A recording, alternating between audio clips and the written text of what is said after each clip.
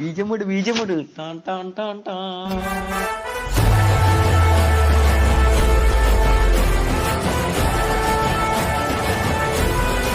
The wait is over. The noise is real. ക്രിക്കറ്റിനെ മറ്റെല്ലാത്തിനും മുകളിലായി കാണുന്ന ഇന്ത്യ മഹാരാജ്യത്ത് ഇന്നത്തെ രാത്രി ഒരു പുതിയ ഹീറോ ഉദയം ചെയ്തിരിക്കുന്നു. അന്ന് മുംബൈക്ക് മനസ്സിലായില്ല അവർ തട്ടിക്കളിക്കുന്നത് ഇരുമ്പിനെയാണെന്ന്. ഉലയിൽ ഊതി ഊതി അടിച്ചടിച്ചവരാ ഇരുമ്പിനെ കത്തിയാക്കി. കത്തിക്കൊന്നല്ലേ അറിയൂ. പദാവലിയിലെ ഏത് വാക്കുകൾ കൊണ്ട് നിങ്ങളെ ചേർത്തു വെക്കണമെന്നറിയില്ല.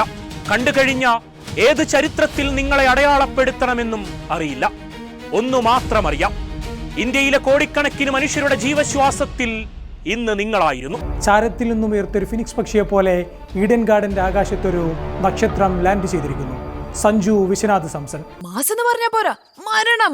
പ്രിയപ്പെട്ട സഞ്ജു, നിങ്ങളെ ഞാൻ നമിച്ചു പോകുകയാണ്. എന്തൊരു ഇന്നിങ്സ് ആയിരുന്നു അത്.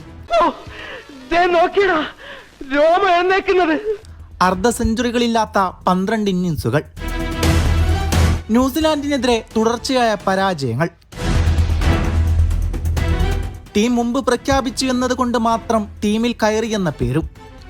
നന്നായി തുടങ്ങിയിട്ടും ദീർഘ ഇന്നിങ്സ് കളിക്കാൻ സാധിക്കാത്തതിന് കഴിഞ്ഞ ദിവസം വരെ വീണ്ടും പഴിചാരലുകളായിരുന്നു. വിഷമിക്കരുത്, മോൻ ചെയ്തതിനുള്ളതൊക്കെ മോന് ദൈവം തിരിച്ചു തരും. ബിഗ് മാച്ചും പ്രഷർ സിറ്റുവേഷനുമാണെങ്കിൽ സഞ്ജു സാംസൺ മുട്ടിവിറക്കും. ന്യൂസിലാൻഡ് പരമ്പരയോടെ ഇന്ത്യൻ കുപ്പായം ഇനി കാണില്ല. PR വർക്കെന്നും ഓവർ റേറ്റഡ് എന്നും മറ്റു ചിലർ. അങ്ങനെ നീളുന്ന വിമർശനങ്ങളുടെയെല്ലാം നെഞ്ചത്ത് അയാൾ ഒരു കസേര വലിച്ചിട്ടിരിക്കുന്നു. അങ്ങോട്ട് നോക്കണം.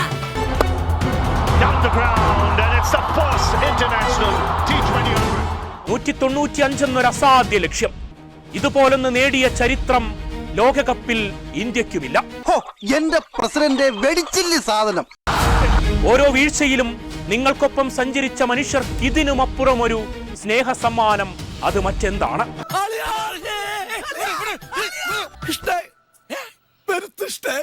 ഇടറാതെ പതറാതെ കരീബിയൻ കൊടുങ്കാറ്റിനെതിരെ ഇന്ത്യയെ തീരത്തടുപ്പിച്ച ശേഷം സഞ്ജു പറയുന്നു, എനിക്ക് എന്റെ പിള്ളേരുണ്ട്.